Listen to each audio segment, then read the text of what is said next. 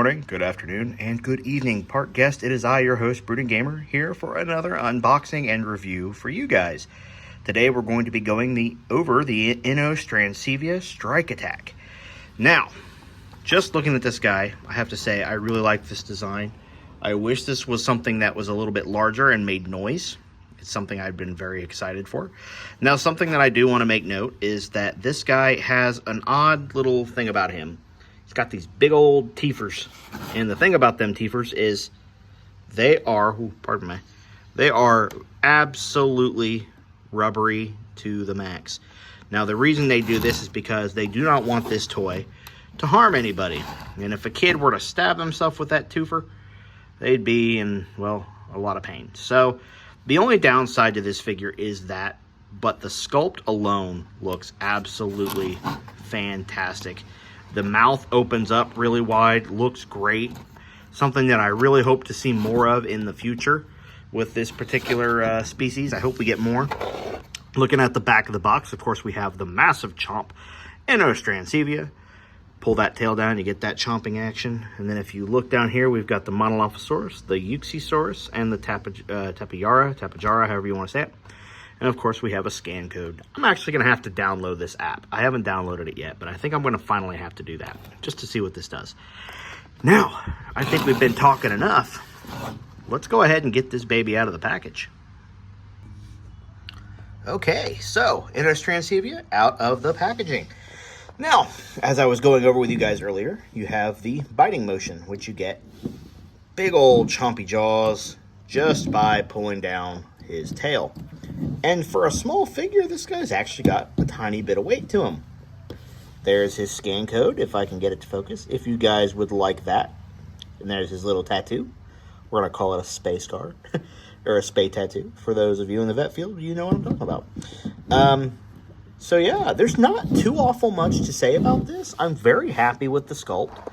I'm very happy with the paint job. The design looks very beautiful. I wish this orange in the bit, or on the top head, probably would have gone down the back a little bit more. And I kind of wish that they would stop doing this. This guy has been through some stuff. Look at these scars all over his thighs. The one thing about these guys that I really get a little disappointed with is they, like, if you look at the neck, like I said, that orange just stops right there at the right where the shoulders begin. You get this brown stripe goes all the way down the body and then just completely gone by the tail. I think they should continue to mold or to paint that down the tail, because not a lot of animals, it's just not going to stop right there. It's going to continue to go down. Same with this orange pattern. It would have been nice if they could bleed it down the shoulder a little bit more. They did go as far as to sculpt all the veins in the sides there. Underbelly, not much to talk about. Get that classic JP logo there, or JW, whatever you want to call it. Love the, like I say, he's got you got the ribs you can actually see in there. They did really good job with this sculpt. Don't get me wrong. I'm not at all disappointed with this figure. He's got a very unique design. I love the teeth. Those teeth on this guy are absolutely amazing. Of course, we did sacrifice they're very flimsy. As I said, these are absolutely flimsy. Kind of remind you of like the minis, the dino minis that you get that are very flimsy, so they hardly ever stand up, or when you get them out of the packaging, they're like falling over because the legs are all warped, which this guy actually has some warped legs. He doesn't want to stand. And the articulation in his arms and legs, well, his just legs, is very stiff. So he's not wanting to bend those legs. And honestly, I probably won't be doing much with him anyway. He'll probably just be sitting up on the shelf.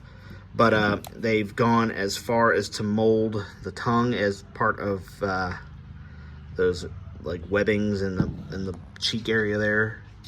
So that's all one piece. And of course, they got a little bit of sculpting at the roof of the mouth, but does not make any sounds. I do wish he was larger. I'd say probably, I mean, I wish he was just like about that big, you know, something that made noise if you push down on his back, or even when you pulled that tail, he'd roar. I do wish that would happen. But apart from that, very unique figure, very happy. Can't wait to see more out of them. Hopefully we get something like this, you know, maybe in Jurassic World Evolution 3, which at this point we should be hearing something by this upcoming Friday, which will be June 6th. So keep an eye out for that because we will be covering that content as well. But I am going to go ahead and end this video off here. I hope you guys enjoyed this. Let me know what you guys think of the Inostrancevia, and if you want to pick yours up, you can find yours at your local Target, if they ever stock them, Walmart, or Meijer. I found this one at my local Meijer, but they also had them at Walmart as well.